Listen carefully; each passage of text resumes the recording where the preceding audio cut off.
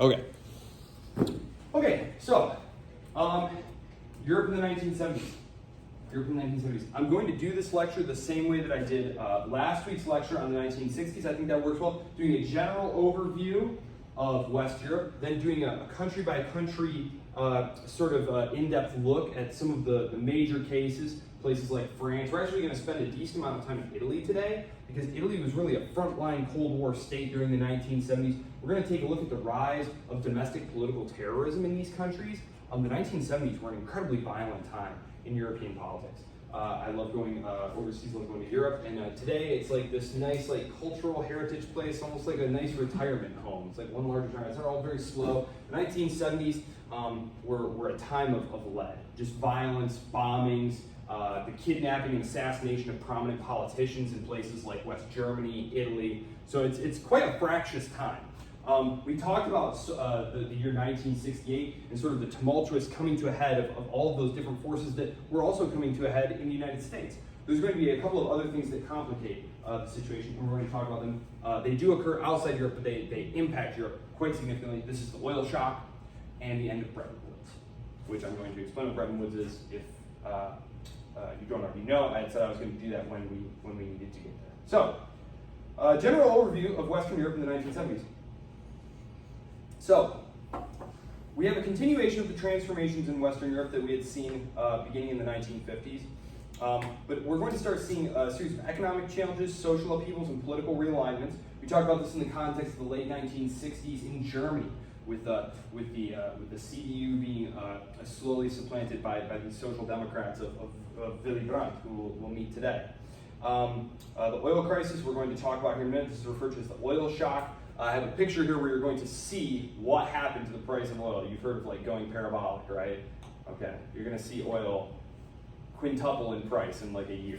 And in fact, let's talk about that, because that forms a good jumping off point for everything we've been talking about, because you have all of these social and political problems going on, right? And what's going to make those better?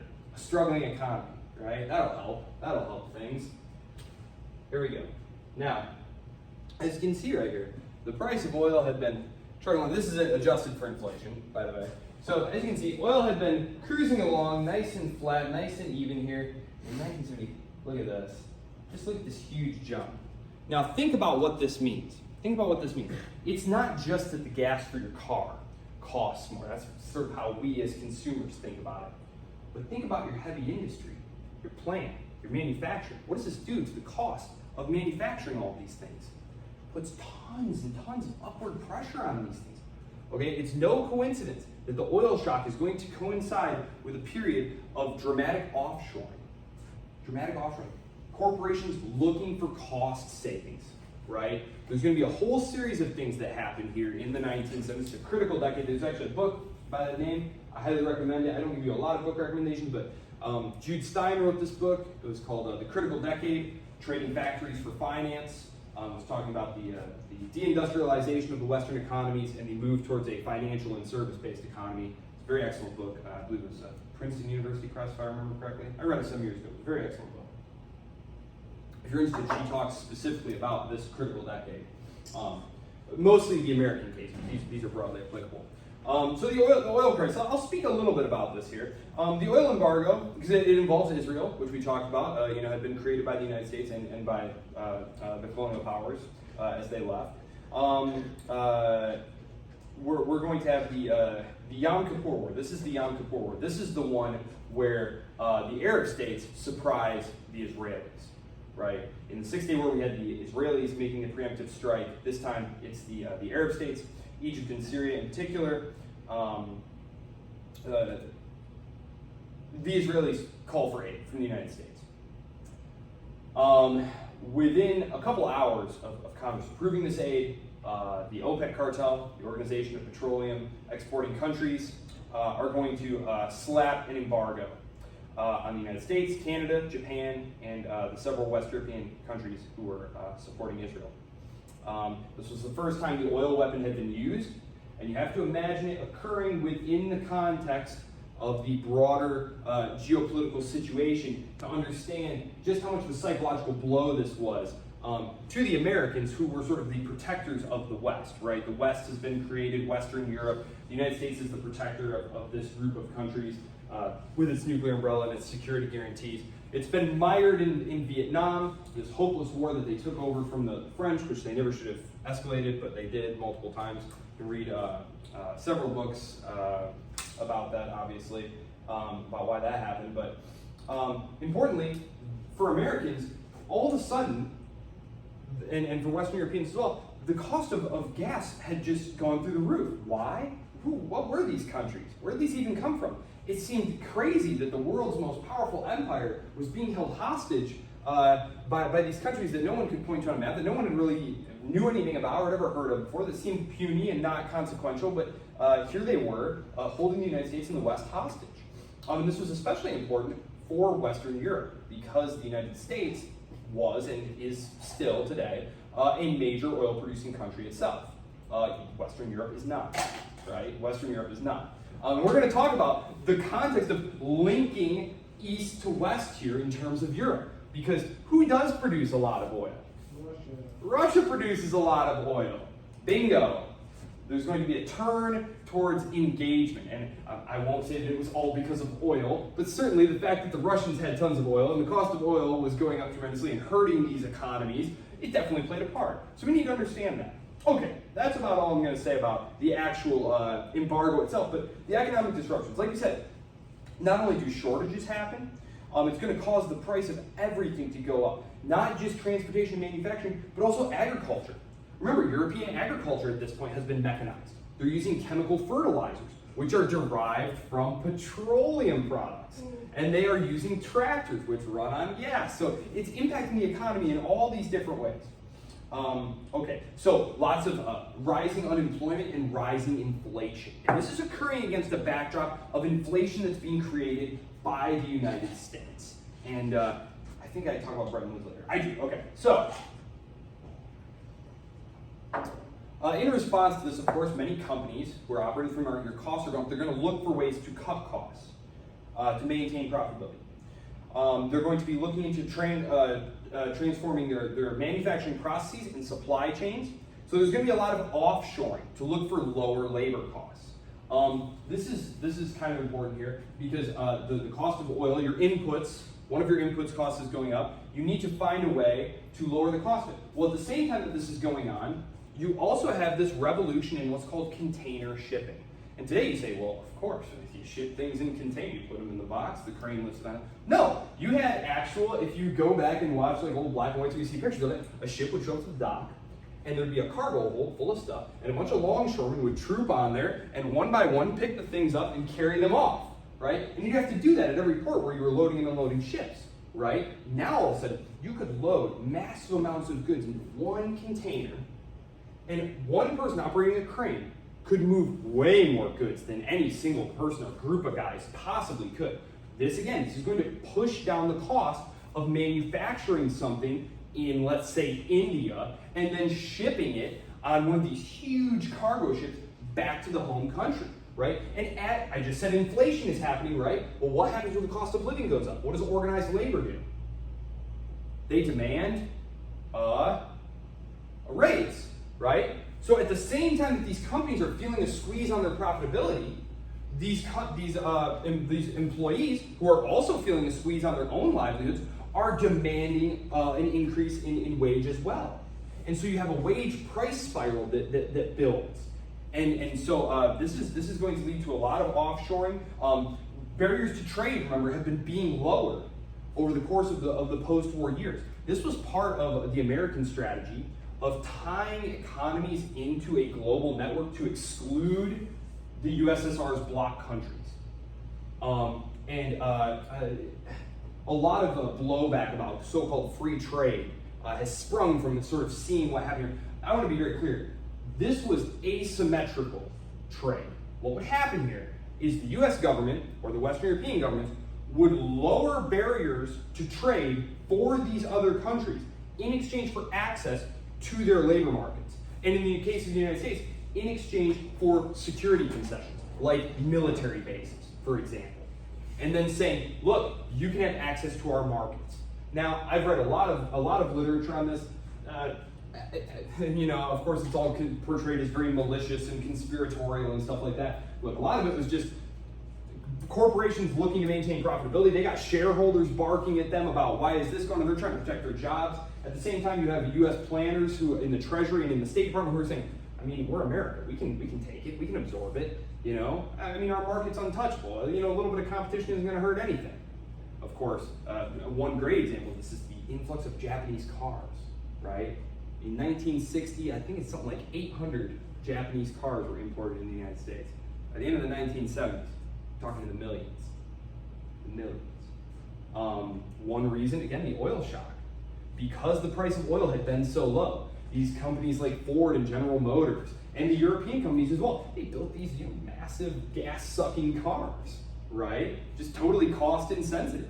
And all of a sudden, a change in the global supply and demand is going to have huge impacts on employment there. And this is going to happen in Western Europe as well. So, as these manufacturing jobs move overseas, you're going to see the growth of rust belts, loss of jobs. You're going to see a push to increase social spending, right? But again, this is all contributing to inflationary pressures. Political fallout. This is going to strain, obviously, relations between these countries and the Middle East.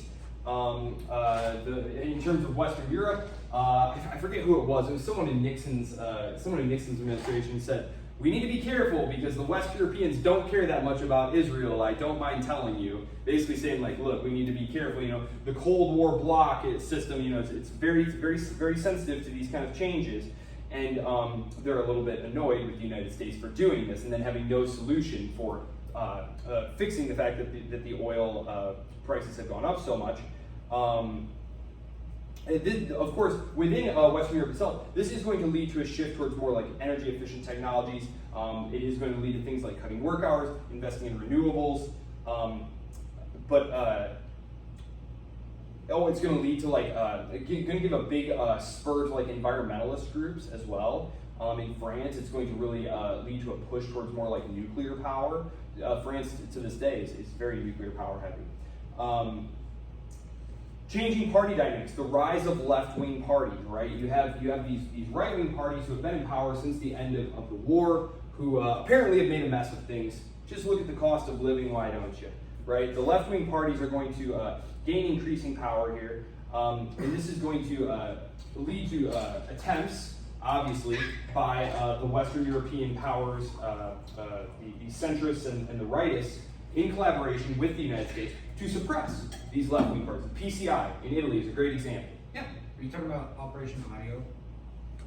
Is that... Operation Gladio is mostly wrapped up by this point. We're in the 1970s now. That was really a late 40s, 50s, and early 60s thing. But yes, that was very much a thing. If anybody's interested in that, you should totally look it up. It's very cool. It was super controversial, of course, when it came out in the 1970s that the United States had been like secretly messing around in these elections and stuff. They probably prevent the PCI from winning the first elections in Italy after the war.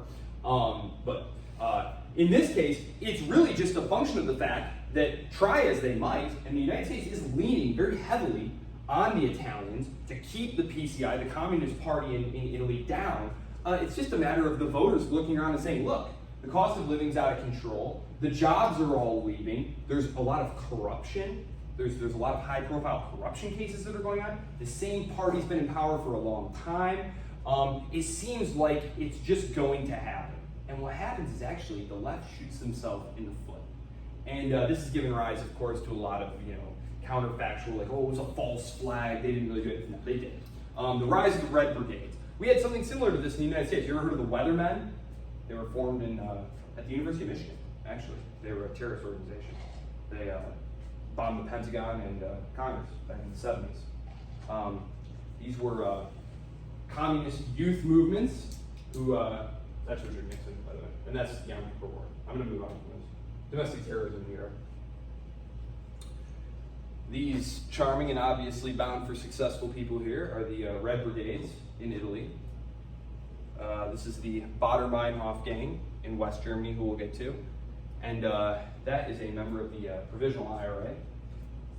He has a ton of Oh, they're ready to play. Oh no joke. I mean, No. they called these the years of lead for a reason. I mean, we're It's talking. just like how old the Tommy gun is. Like that's something to associate with like the gangster era, of, like the Roaring 30s. Yeah. Oh yeah. You got the drum. 30s.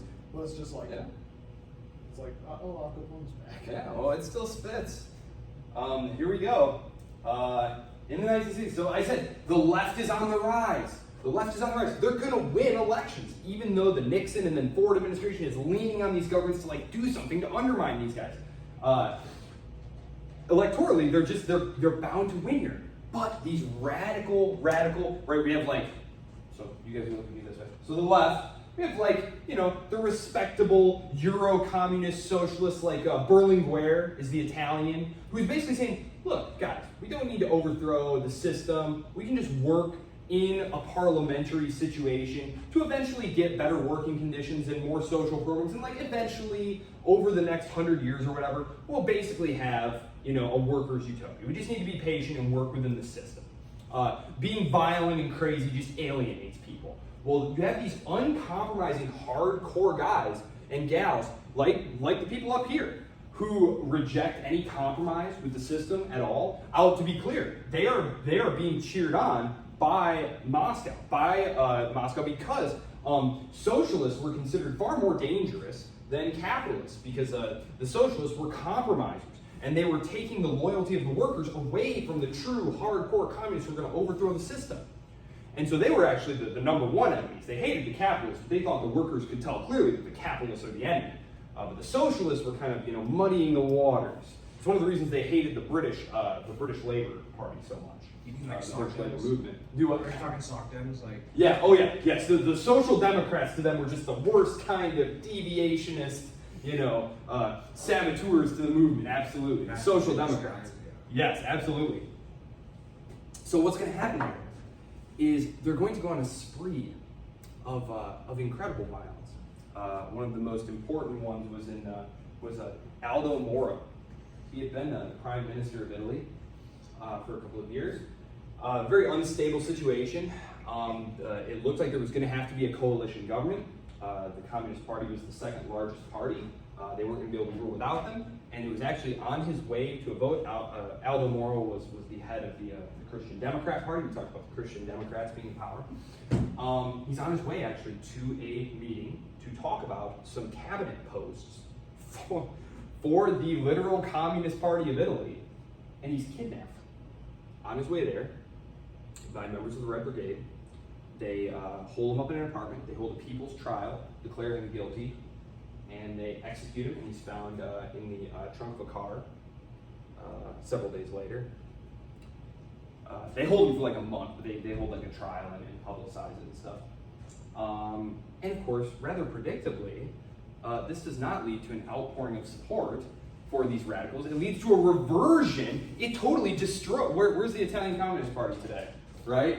Nowhere. Right? If you follow Italian politics, they're nothing. Right? And they have been an incredible force in Italian politics for many years. It's basically the left that destroys itself. And this is one of the reasons that people will say, like, oh, it was actually a Cold War psyop that the Americans, you know, the CIA captured him and killed him. And I have found no evidence of that at all. It looks like just a bunch of crazies, just like we had in Ann Arbor, just like they're going to have in Germany here, the Baader-Meinhof group, right here. These people, you know, just some radical Marxist leftists who literally go around trying to knock over what they believe are the pillars of capitalism, to wake up the working class to their exploitation. So what do? They shoot up businesses, rob banks. They capture the head of the German employers union, Scheuer is his name, and they execute him, right? And of course, this leads to to be honest, like just kind of a predictable reaction against the left, right? Against the left, and specifically against the communists.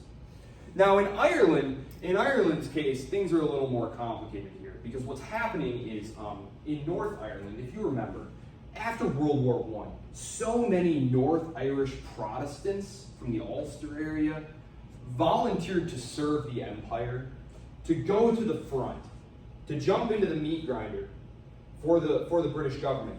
That when the war ended, and it looked like there was going to be home rule in Ireland and an eventual Irish state, the government could not bring itself to give the Protestants of those 6 northern counties over to the Catholic majority. And so they carved out North Ireland.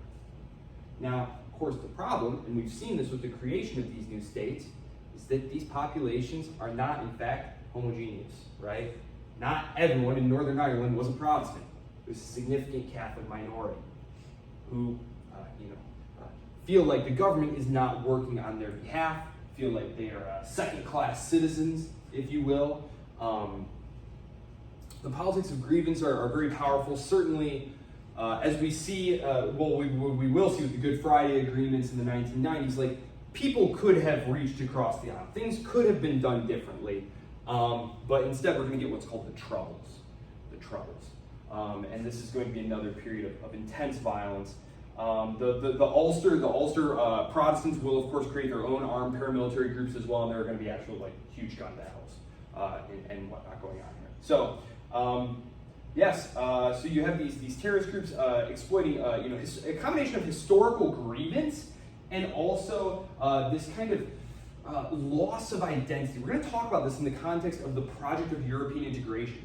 These countries are very much struggling to find their post-colonial identity. It's not clear what these countries what is Italy? Italy had been created, if you remember, in the 1850s, 60s, and 70s, and then had gone through a series of different regimes, had been partially conquered during the war, had been trying to build an empire, but is ultimately defeated in this effort at the end of World War II. You have France, which has lost its empire. What is France? It's been this great power, one of the premier world powers. Great Britain as well. You also, in the case of Great Britain and France, have tons of immigrants from the former colonies coming now to the home country.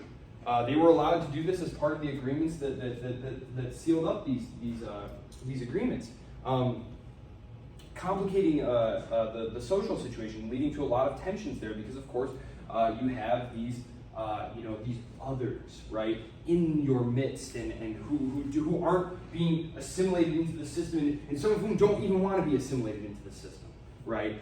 To this day, Emmanuel Macron got himself in hot water a couple of years ago, if you remember, and it was actually just in the news not too long ago, with the hijab in the state schools. He said, no, if you are here and you are French, then you're French, and we have a secularly civic society here. That's something that you do on your own time. So to this day, this is still very much something. France, yes. We knocked out de Gaulle last time. De Gaulle was toppled, chased out of power. Fifth Republic now. We're on our 5th Republic.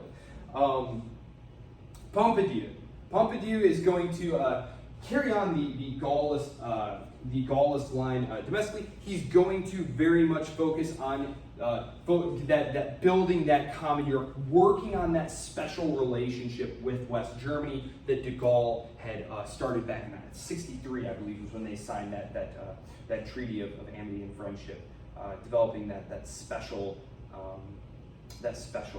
bond, recognizing that France and Germany had to coexist peacefully for Europe to be prosperous and harmonious. Which is understandable because they had fought 3 horrifying wars and had pretty much ruined everything. So better late than never.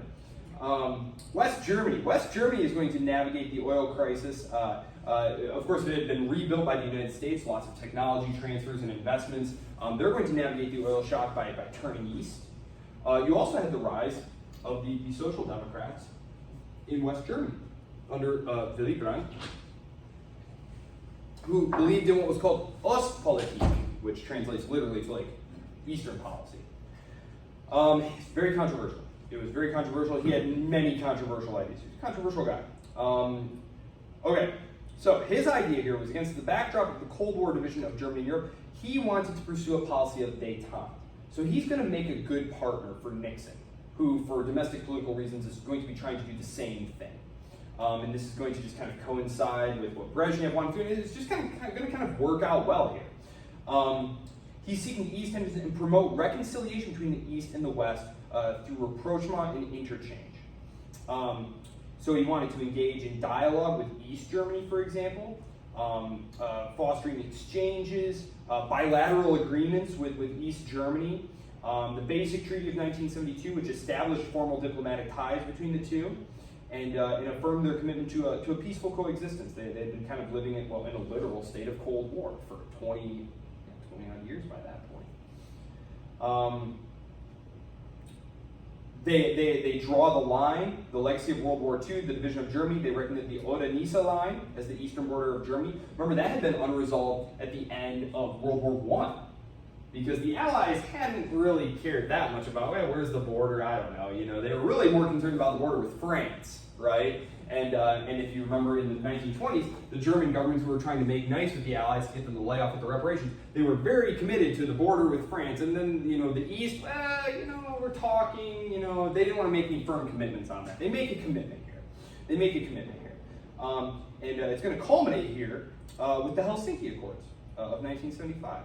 Which we will have occasion to talk about more in the context of the 1980s and Gorbachev and the fall of the old guard under Brezhnev and Dropov and all of them. I was already talking about Italy. Let's actually turn to talking about European integration, because the United Kingdom at this time is struggling mightily, just like France is struggling with this "who are we" question. Who are we? Like, without our empire, we're just this little island. Unlike France, however, which had this idea of integration already very strongly in mind, building a common European home, the British have been resistant to this. It wasn't until really the late 1960s, when decolonization is very well underway, almost done at that point, really. And they haven't been able to really generate any other kind of role for themselves in the world, and the politics and society are stagnating. The youth at home are alienated. 1968 it hit them very hard as well. The British government, the Labour governments, had started trying to lobby to get into Europe, into these new European institutions that the French and the West Germans, etc., were forming. Now, de Gaulle had resisted this. And it was because the British wanted to keep their empire and their imperial preferences. They wanted to kind of have the best of both worlds, right? They wanted to get the good of Europe with the good of the empire, and de Gaulle said no. De Gaulle, two times de Gaulle says no. De Gaulle is gone, though. The empire is gone, and the conservatives, ironically, it's the conservatives who had said no ounce of British sovereignty will ever be compromised. It's the conservatives who embrace Europe at this point. And the skeptic, the cynics will always say that it's because they had no other good ideas at this point. They were completely out of ideas. So Europe just seemed like a good thing to latch on to, right? And of course, they just exited Brexit, right, a few years ago. Ironically, under the conservatives. They took them in, they took them out. Okay, so like I said, these difficulties, all of these social and political and economic difficulties, these are really, I think, what give a big boost to European integration efforts in the 1970s, because they realized that they were stronger together. So the EEC is going to expand its membership. Much like in the 1960s, you have the continued deepening of the bureaucracy, the continued standardization of regulations, the lowering of barriers. Again, this was like a very slow bureaucratic process. I put some of the big high points up here, right, where like new states enter, but really a lot of the really important things are going on behind the scenes, and they're like very small technocratic steps, bit by bit, building these structures. However, the addition of Denmark, the United Kingdom, and Ireland, look, it had been 20 years. It wasn't clear that this was a new, expansive thing, the EEC. Europe had always had sort of blocks of countries that were more or less friendly and, exclusive membership. All of a sudden, you add these other countries, and the discussion starts to be, how many more countries are we going to add exactly? It hadn't been clear that there were going to be other countries added. Now we're adding other countries. And they're all coming in on an equal basis. There's no hierarchy. Here. We're going to get to this, but in the 1980s, they're going to add Portugal and Spain and Greece. And all of a sudden, you have this idea of, okay, well, it's for democracies. You have to be a democracy, number one. You have to have and you have to be willing to give up some amount of your sovereignty. So this certain amount of norms, these certain new norms are going to have to be adopted, and then a devotion to these certain ideas that the institutions of the European Union, spoiler alert, this is going to become the European Union in the 1990s, right? The Maastricht Treaty. But this is what's happening. So Europe is this kind of slow development, and it oftentimes is strengthened through crisis. Strengthened through crisis. So we'll see that again in the 1990s. So yes, that's where I'll leave Europe. That's where I'll leave Europe. Building institutions, working to bring other states in. There are already going to be discussions because Greece's dictatorship is going to be toppled. Spain's dictatorship is going to be toppled. Portugal's dictatorship is going to be toppled. The latter, I didn't really have much of a chance to talk about this, but basically what's going on here is Portugal was the last of the European powers to give up its empire. It had a West African empire going all the way back to the beginnings of our discussions in this class, and they had held on desperately. The dictator Salazar was the longest serving of the dictators. He maintained neutrality throughout the wars, was able to hold on to power. The colonial movements, however, some of whom were being funded by the Soviet Union at this point, were working very hard to make life difficult for the Portuguese troops. The Portuguese government in Lisbon would not let go of these things because they felt like their economy was too backwards to be able to honestly compete in the open world without these captive markets. But honestly, it was just a huge drain. It was very unpopular, and eventually some young officers are going to instigate a coup, and the democratization of Portugal will get underway, and in the 1980s they will join the European Economic Community and the Council of Europe and whatnot, along with Spain, along with Greece. These are going to be the first emerging economies that they take on, right? And again, this is another thing. Like it was, well, these are the emerging economies. I thought we were like the advanced economies, right? We look at France, the United Kingdom. These are very advanced economies. Now all of a sudden they're taking on emerging economies. And in the case of Greece, they're taking on a country that's not even contiguous with the rest of the European bloc, right? So we'll talk about that more in the context of the 1980s on Wednesday, but I'm going to move on now to Eastern Europe. When we talked last time, we said generally speaking, we have kind of a hardening and a backlash against the kind of liberalizing reforms that are being attempted in some of these countries. We have the Brezhnev Doctrine, the rolling in of troops and tanks in Czechoslovakia to crush the Prague Spring. But I do want to make clear that we are going to want to pay attention to the divergent paths.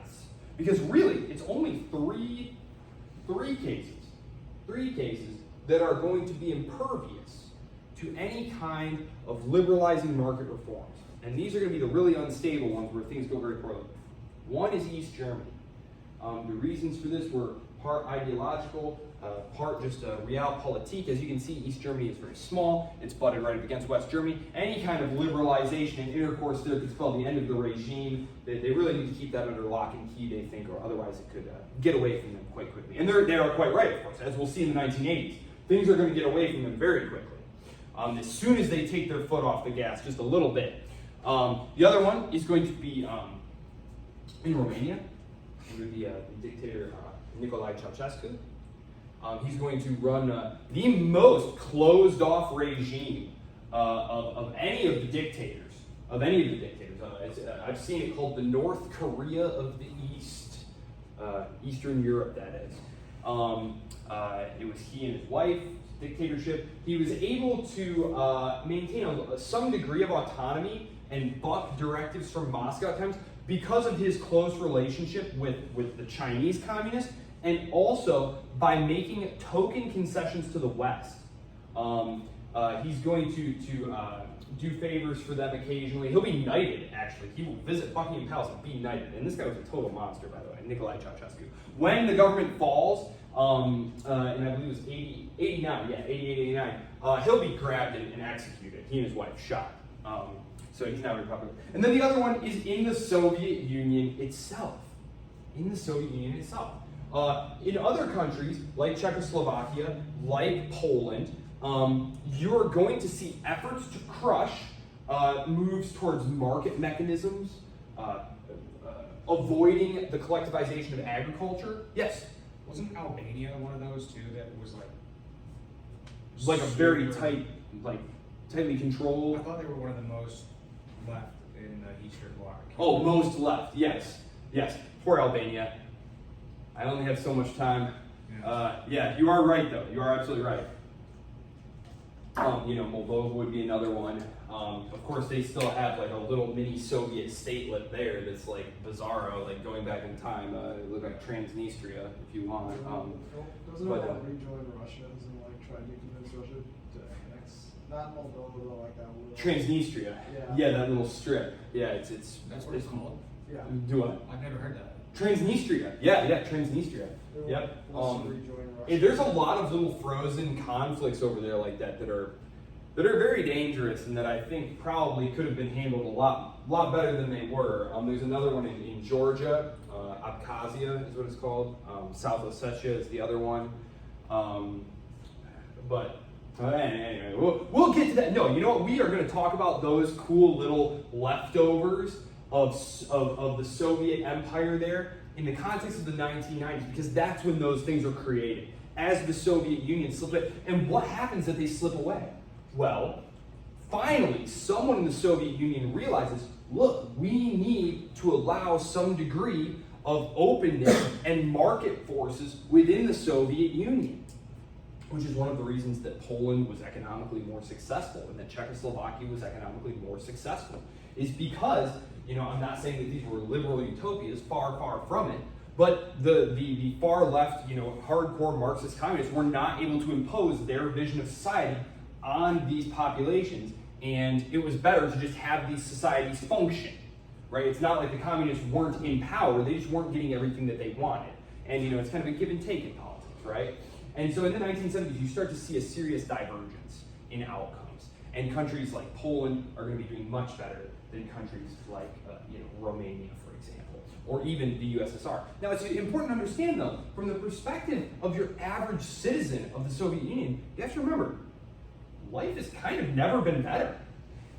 Really, materially, let's think back. Okay, in the 19-teens and 1920s, we had mismanagement under the Tsar, World War I, then a civil war, revolution, civil war, then we had the purges, the Stalinist years, then we had World War II, which just completely destroyed Western European Russia, right? And so from 50s to the 60s to the 70s, your standard of living has been continually going up. Stalin dies and they undergo de-Stalinization. People aren't getting thrown in the gulags as much anymore. Like, there are still gulags, obviously, but they're not being used as just a form of just broad social control. Like, it's more for like actual criminals, right?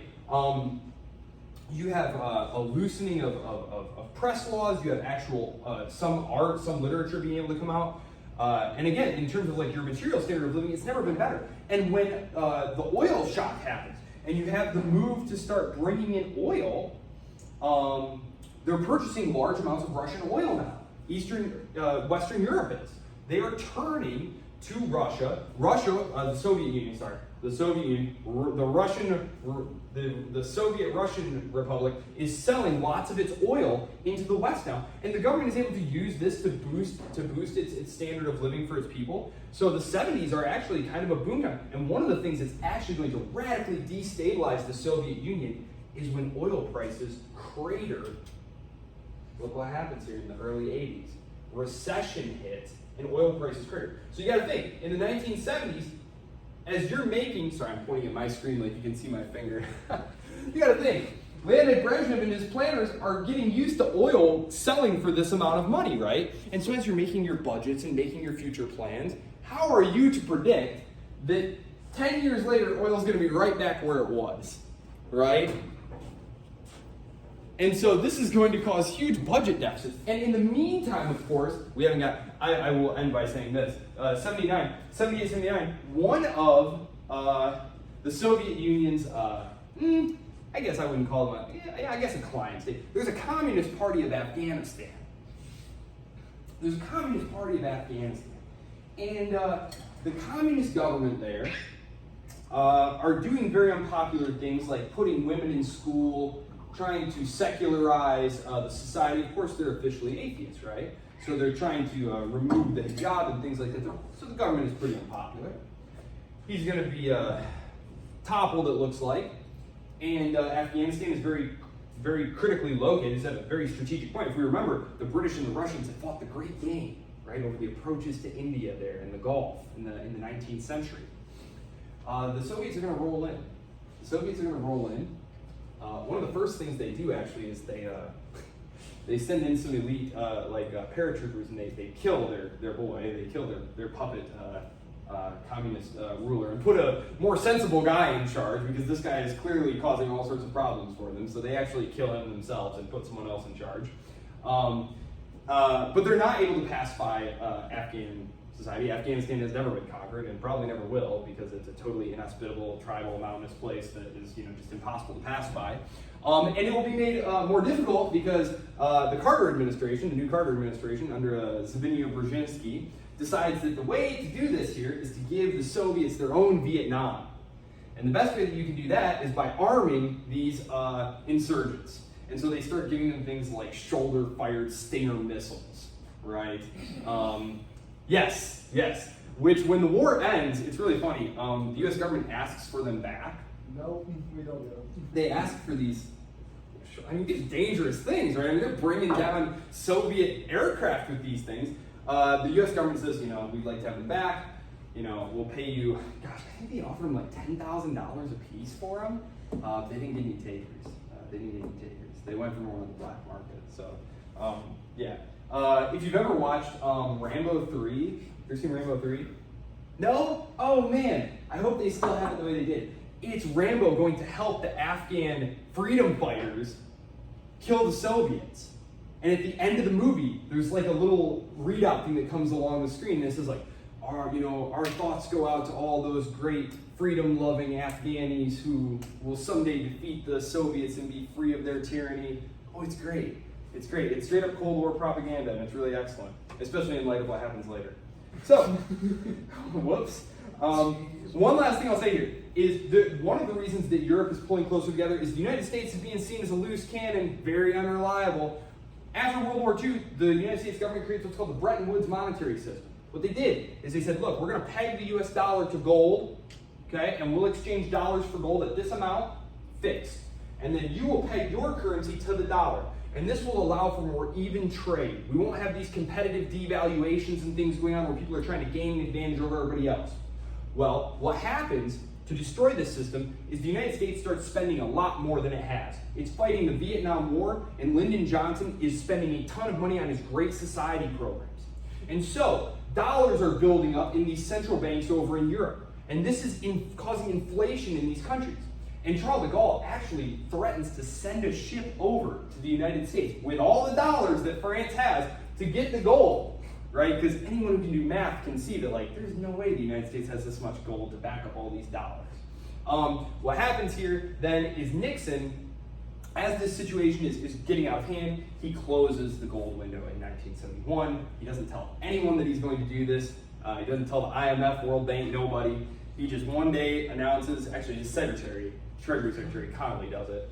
He comes out and says, we're no longer trading dollars for gold. And we're going to go into a period of eventually floating fiat exchange currencies. And this is going to be one of the things that helps contribute to the financialization of these economies, and also giving a boost to closer efforts at European integration. So, I'll leave you there, and we'll be charging out into the 1980s next time. The 1980s, and the culmination of the Cold War. The Cold War actually ends in the 1980s. So, any questions for today? Okay, then I shall see you all next time. If you have any questions about your papers, please let me know. I'm always here to help you. Next week is our final week.